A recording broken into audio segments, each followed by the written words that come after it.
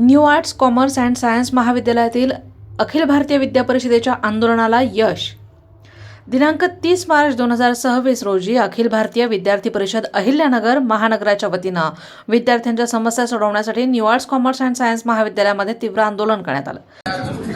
नमस्कार, मी अनुष्का निंबाळकर, अखिल भारतीय विद्यार्थी परिषद दक्षिण नगर जिल्हा सिंधुदुर्ग. जसं की आपल्या सर्वांना माहितीच आहे की new arts commerce and science college हे अहिल्यानगर शहरातीलच नाही तर अहिल्यानगर जिल्ह्यातील प्रशासकीय नावाजलेलं कॉलेज आहे. पण या कॉलेजमध्ये अजूनही एवढ्या संख्येने विद्यार्थिनी येत असताना 5000 विद्यार्थ्यांची जर संख्या असेल तर त्यामध्ये नाही म्हणलं तरी 3000 विद्यार्थिनी असताना सुद्धा कॉलेजमध्ये विद्यार्थिनींना सुरक्षेचा प्रश्न भेडसावत आहे. कॉलेजमध्ये विद्यार्थिनींची छेड काढण्यात येत आहे विद्यार्थ्यांकडून. त्यातले काही जण कॉलेजमधील नसलेले आणि या विषयात वारंवार परिषदेने निवेदन दिले असूनही अजूनही कॉलेजमध्ये महिला बाउन्सर्स दिलेल्या नाही.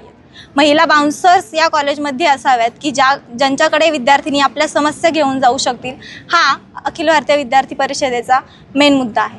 त्याचबरोबर विद्यार्थिनींच्या वसतिगृहामध्ये जेवणामध्ये किडे आळ्या सापडणं यामुळे विद्यार्थिनींची जी तब्येत आहे ती खराब होती आहे. त्यामुळे विद्यार्थिनींना अभ्यासात लक्ष न जाणे, पेपरवर त्याचा परिणाम होणे या सगळ्या गोष्टी भेडसावत आहे.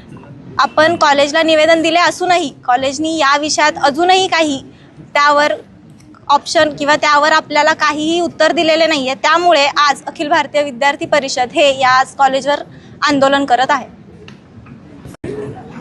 नमस्कार, आनंद गांधी, अखिल भारतीय विद्यार्थी परिषद विभाग संयोजक नगर. आज सगळे विद्यार्थी परिषदेचे कार्यकर्ते, या कॉलेज कॅम्पसमध्ये शिक्षण घेत असणारे काही विद्यार्थी हे सगळे न्यू आर्ट्स कॉलेज या कॉमर्स अँड सायन्स कॉलेजमध्ये आज उपस्थित आहेत. 18 मार्च 2026ला या कॉलेज कॅम्पसमध्ये एक निवेदन देण्यात आलं होतं, ज्यामध्ये 16 तारखेला एका विद्यार्थिनीची छेड या कॉलेज कॅम्पसमध्ये काही 6 विद्यार्थ्यांनी मिळून काढली होती. आता ते जे 6 विद्यार्थी आहेत ज्यांनी मॉपमध्ये एका विद्यार्थिनीची छेड काढली होती ते नक्की या कॉलेज कॅम्पसमधले आहेत का नाही हा एक प्रश्न. दुसरा प्रश्न, जर का ते या कॉलेज कॅम्पसमधले असतील तर त्यांच्यावर अजून कुठल्याच पद्धतीची कारवाई का झाली नाही. तिसरा मुद्दा, जर का हे कॉलेज कॅम्पसमध्ये अशा प्रकारचं वातावरण जर का हे विद्यार्थिनींना भेटत असेल तर त्या विद्यार्थिनी या कॉलेज कॅम्पसमध्ये सुरक्षित आहेत का. आणि चौथा मुद्दा जो आहे तो फक्त छेड काढण्यापर्यंत समाविष्ट राहिला नाही, तर छेड काढल्यानंतर त्या विद्यार्थिनीचा पाठलाग करत तिच्या घरापर्यंत देखील हे विद्यार्थी पोहोचलेले आहेत. कॉलेज कॅम्पसमध्ये कॉलेज प्रशासनाला आमच्या शिष्टमंडळाने एक निवेदन दिलं. त्या निवेदनामध्ये आम्ही आमच्या एकूण 15 मागण्या या कॉलेज कॅम्पसमध्ये चालत असलेल्या चुकीच्या घडामोडी सगळ्या त्या निवेदनामध्ये लिहिल्या आणि ते निवेदन आम्ही या कॉलेज कॅम्पसच्या प्राचार्यांना दिलं. 18 मार्चला निवेदन दिल्यानंतर एक 5 दिवसाचा 6 दिवसाचा अल्टिमेटम आपण या कॉलेजला दिला.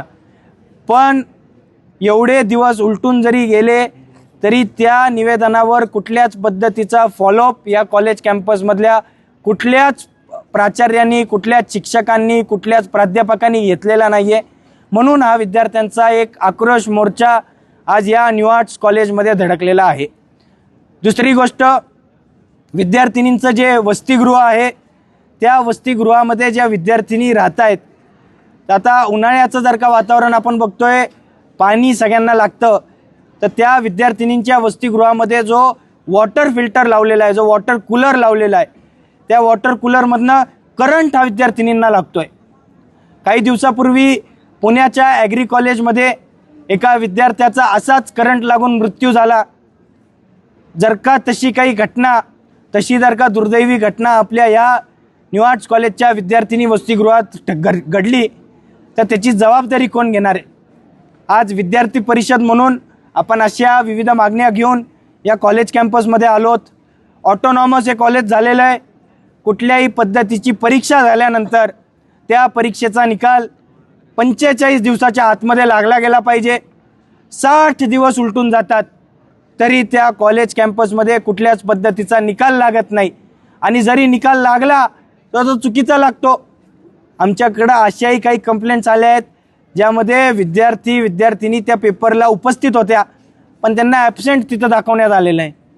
असा पूर्ण जो गैरव्यवहार आणि एक भोंगळा कारभार या शिक्षण संस्थेमध्ये या कॉलेजमध्ये सुरू आहे. त्याच्या विरोधातलं आमचं हे आजचं आंदोलन आहे आणि या आंदोलनामध्ये आमच्या ज्या मागण्या आहेत त्या पूर्णपणे त्याला यश आलं पाहिजे आणि जोपर्यंत आम्हाला प्राचार्य या कॉलेजचे ट्रस्टी लेखी स्वरूपात देत नाही तोपर्यंत विद्यार्थी परिषद त्यांचं हे आंदोलन थांबवणार नाही आहे आणि असाच लढा कायम देत राहणार आहे. धन्यवाद. हे आंदोलन करण्यापूर्वी दिनांक 18 मार्चला महाविद्यालय प्रशासनाला मागण्यांची पूर्तता करण्याचं स्मरण करून देण्यात आलं होतं, परंतु त्यानंतरही महाविद्यालय प्रशासनानं केलेल्या पूर्ण दुर्लक्षामुळे अशा प्रकारचं तीव्र आंदोलन आज अखिल भारतीय विद्यार्थी परिषदेला करावं लागलंय.